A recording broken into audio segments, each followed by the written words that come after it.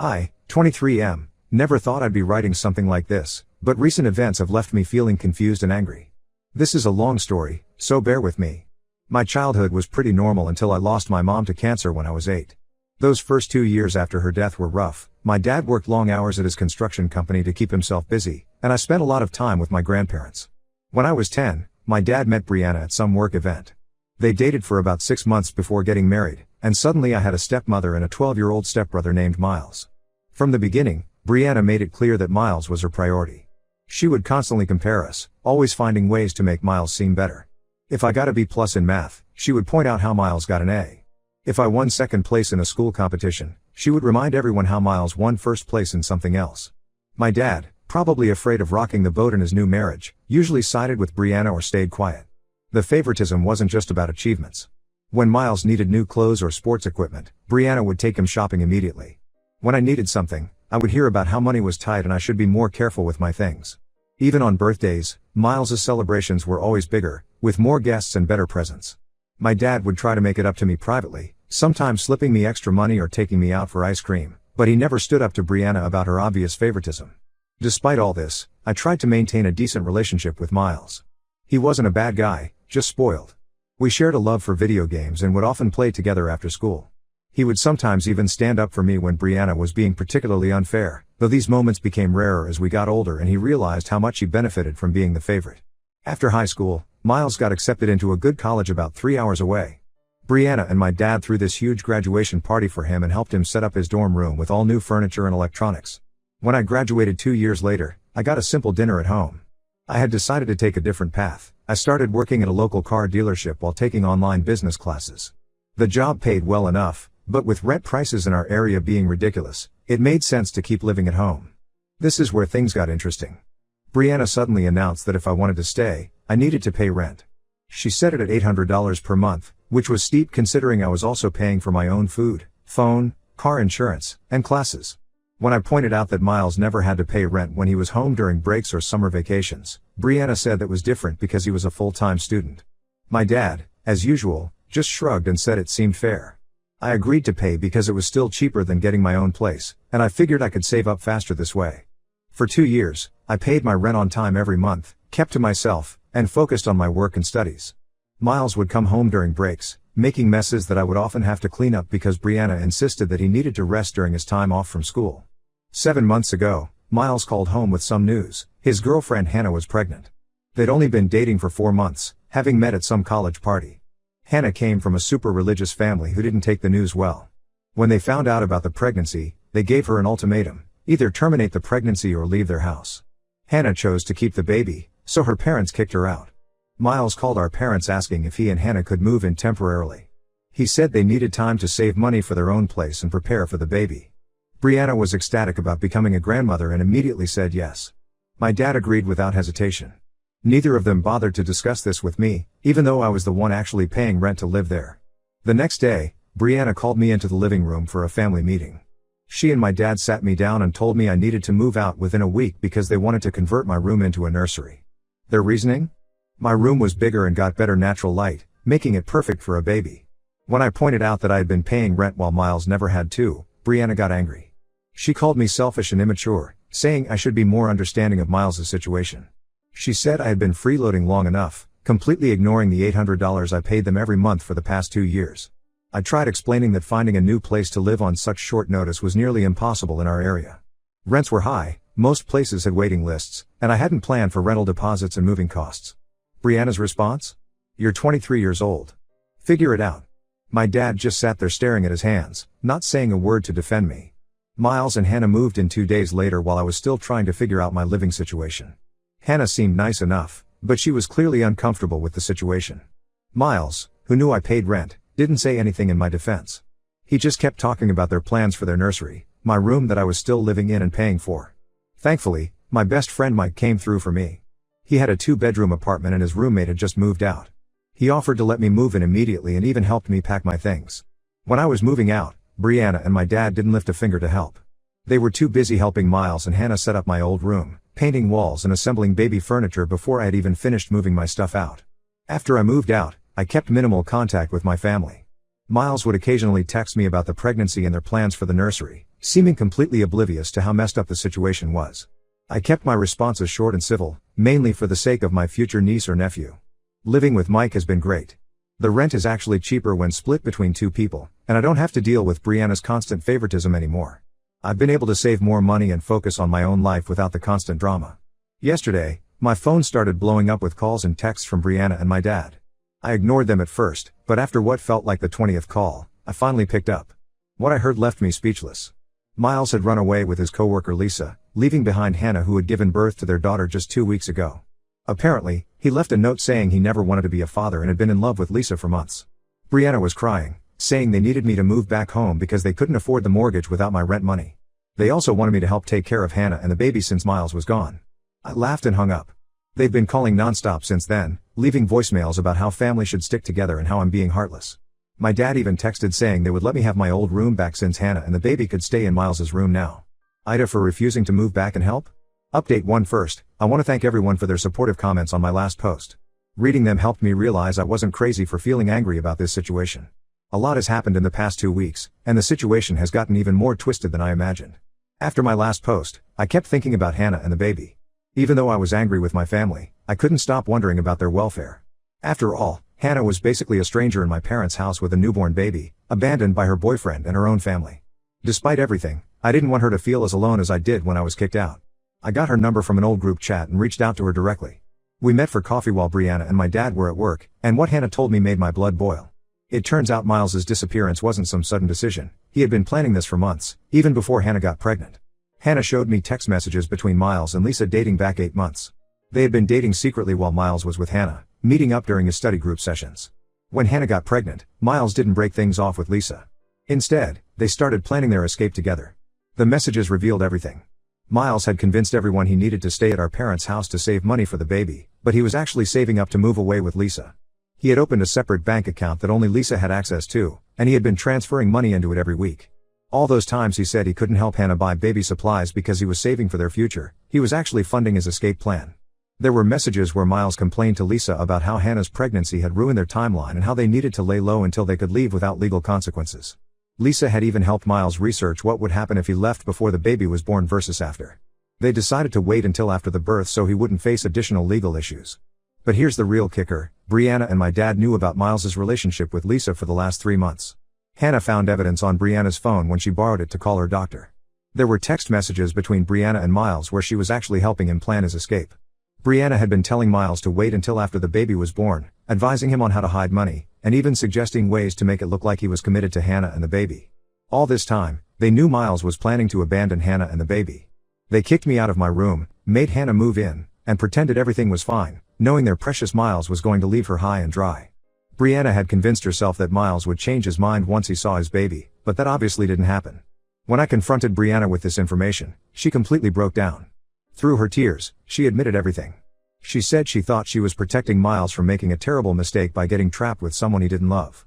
She actually tried to justify it by saying she was thinking of the baby, that it would be better for Miles to leave early rather than resent the child forever. My dad's response was even worse. He tried to defend their actions by saying they were just trying to help their son avoid ruining his life. When I pointed out that they had ruined Hannah's life in the process, he said that wasn't their problem. He actually had the nerve to say that Hannah should have been more careful if she didn't want to end up in this situation.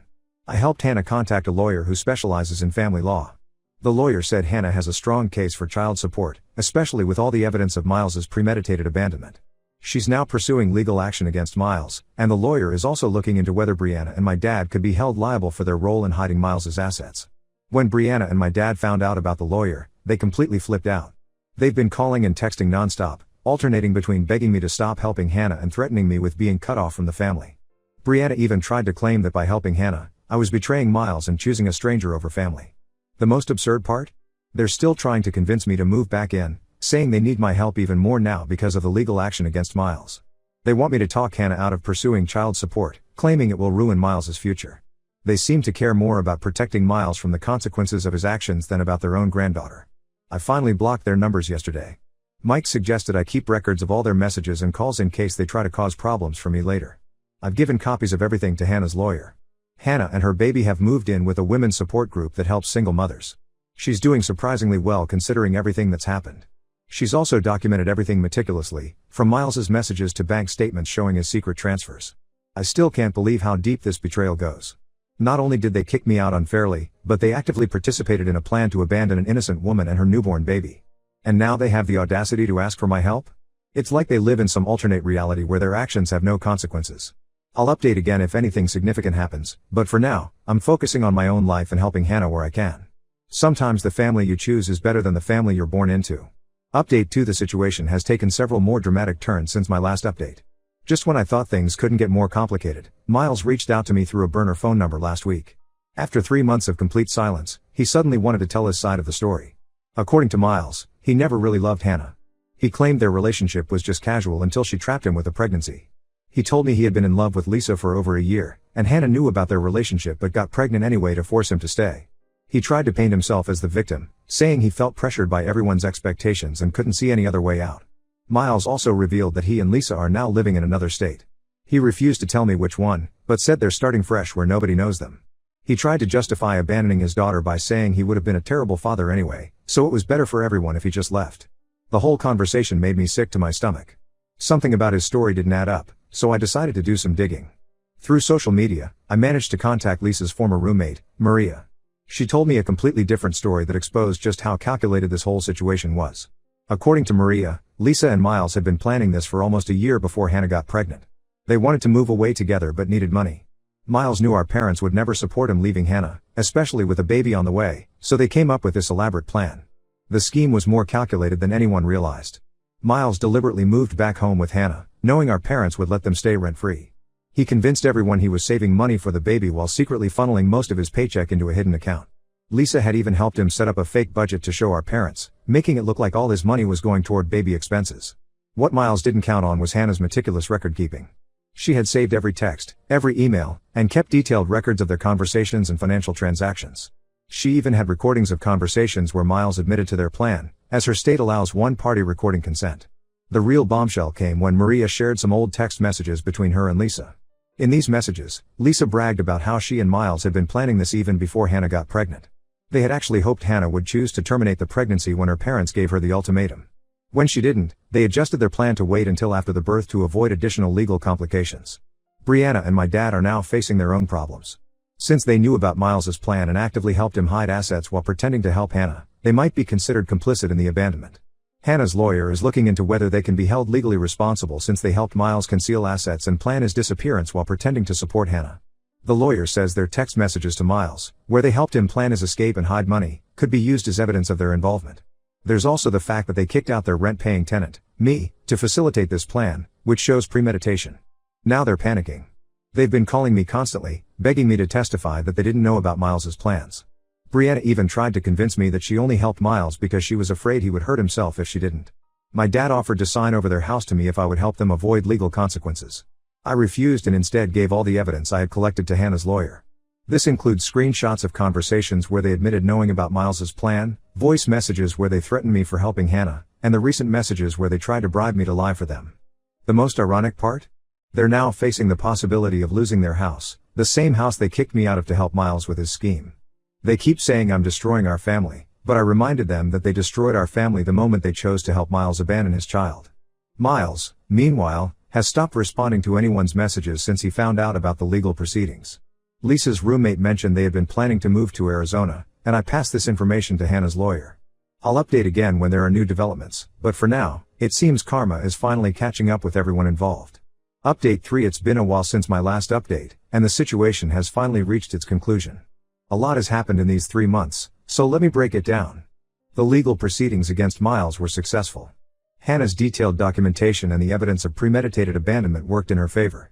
The judge was particularly upset about Miles hiding assets and planning his escape while pretending to prepare for fatherhood. He's been ordered to pay $1,200 monthly in child support plus additional compensation for the expenses Hannah incurred during pregnancy and the first months of their daughter's life. The real justice came with the case against my parents. Their involvement in Miles's plan came back to bite them hard. The lawyer proved they were actively complicit in hiding assets and planning the abandonment of their granddaughter. The text messages where Brianna advised Miles on how to hide money and my dad's messages helping plan the timing of his escape were particularly damaging. The judge ordered them to pay a significant settlement to Hannah for their role in the deception. They had to sell the house to pay the settlement and their legal fees. They're now living in a small 2-bedroom apartment in the less desirable part of town, Quite a change from their previous lifestyle.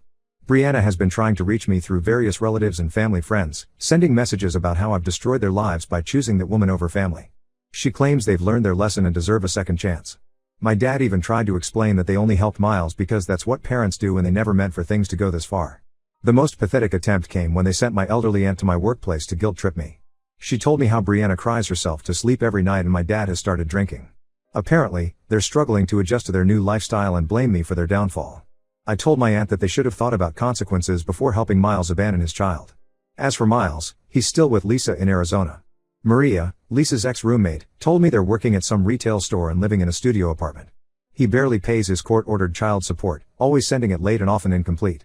When he does send money, he attaches notes about how unfair the whole situation is and how everyone ganged up against him.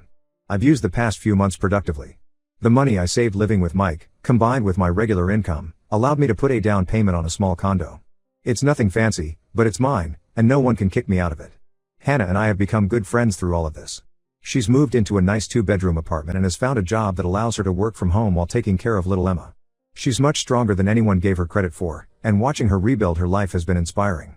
I visit them regularly and Emma is the sweetest baby. It's Miles' loss that he'll never know her. Brianna still tries to contact me through new numbers or social media accounts, usually with the same old story about how I should forgive Miles because he just wasn't ready to be a father. She seems to think that enough time has passed for everyone to forget what they did. My dad sends occasional emails about missing me and wanting to make amends, but neither of them has ever actually apologized for how they treated me. I've maintained my no contact policy with all of them. Sometimes I wonder if I'm being too harsh, but then I remember how quickly they threw me out, how they plotted to abandon an innocent woman and her baby, and how they only reached out when they needed something from me. I realize I'm better off without that kind of toxicity in my life.